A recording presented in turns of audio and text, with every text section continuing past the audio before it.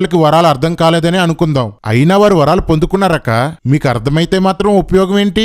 మనకు కూడా పరిశుద్ధాత్మ నింపబడే అనుభవాలు కావాలి. నింపబడండి, నింపుదల అంటున్నారు కదా. నింపబడిన వారు మీతో సహా ఒక్కరు కూడా ఎందుకు లేరు?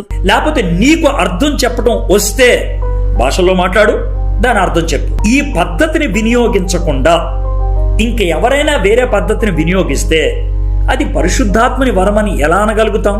అనలేం. పద్ధతిలో వరాన్ని వాడకపోతే పద్ధతిలో వాడాలని చెప్పాలి భయ్యా, అంతేగాని అది వరం కాదనకూడదు. పౌలేం చెప్పాడు, నువ్వేం చెప్తున్నావు? అంతా బాగా చెప్తావు భయ్యా, సడన్ గా తింగరోడ్లా మాట్లాడేస్తావు. నీ గురించి ఏమనుకోవాలో అర్థం కావట్లేదు భయ్యా. నాకు భాష మాట్లాడే వరం ఇచ్చాడు, భాష మాట్లాడే వరం ఇచ్చాడని ఇష్టానుసారంగా లేచిపోయి నేను ముందని పెద్ద స్పీకర్లా మీరు ఫీల్ అయిపోకుండా కోరింది సంఘంలో. కొరింథీయులు చేసిన పొరపాటు ఏంటంటే స్వార్థంగా తమకు గుర్తింపు వచ్చే వరాలు కోరుకున్నారు. ముఖ్యంగా భాషలు మాట్లాడడం, వరాలన్నీ దుర్వినియోగం